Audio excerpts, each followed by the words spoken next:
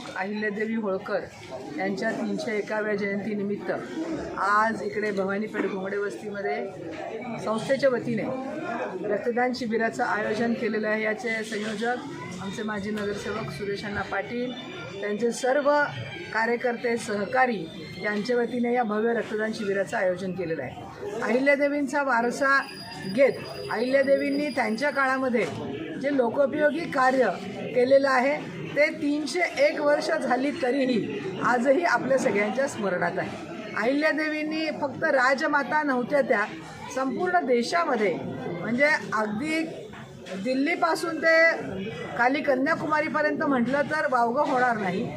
त्यांचा जन्म इंदोरला झाला।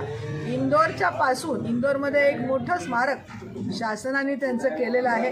त्या ठिकाणी अहिल्यादेवींचा मोठा भव्य पुतळा आहे आणि अहिल्यादेवींच्या सगळ्या वस्तू त्यांच्या राजवाड्यामध्ये आजही तशा स्थितीमध्ये छान ठेवलेल्या आहे। तिथे रोज 1000 लिंगांची पूजा अहिल्यादेवी जसं करत होत्या तशी केली जाते।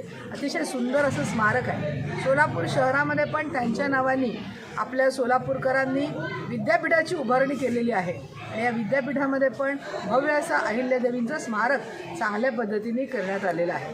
आज त्यांच्या 301व्या जयंतीच्या निमित्ताने त्याचं औचित्य साधून हे इथल्या सगळ्या कार्यकर्त्यांनी मिळून हे मोठं रक्तदान शिबिराचं आयोजन केलेलं आहे।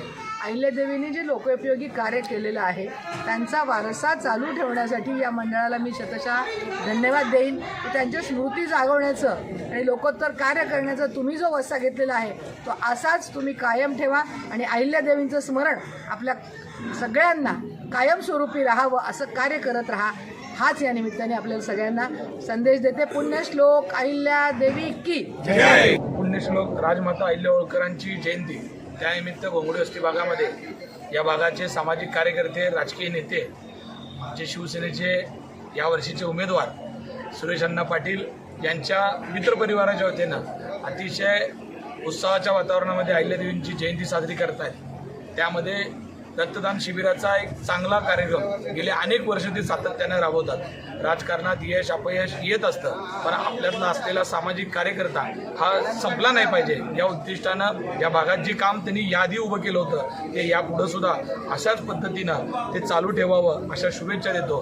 राजमाता अहिल्यादेवी होळकरांचा राज्यकारभार भारताला नाही तर जगाला अभिप्रेत आहे। एवढं मोठं काम त्यांनी त्यांच्या आयुष्यामध्ये केलेलं आहे। सुरेशांना तुम्हाला खरंच मी शुभेच्छा देताना खूप मनापासून शुभेच्छा देतो। याचं कारण असं आहे, शरीराने जरी तुम्ही काही वेळेस अडचणीत आला असलात तरी मनाने अण्णा आमचे कुठेही खचले नाहीत। खऱ्या अर्थानं तुम्ही अनेक लोकांसाठी प्रेरणा म्हणून या भागात काम केलेलं आहे। अनेक रुग्णांना खास करून जे अशा मोठ्या व्याधी झाल्यानंतर खचून जातात बेडवर एकदा गेल्यानंतर, पण आमचा अण्णा 1 वर्ष दवाखान्यात राहिले पण त्यानंतर येऊन पुन्हा योद्धा म्हणून या भागाचं नेतृत्व करण्यासाठी सगळ्यांसाठी उभे राहिले।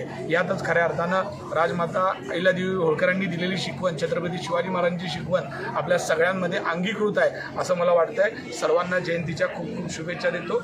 जय हिंद, जय महाराष्ट्र।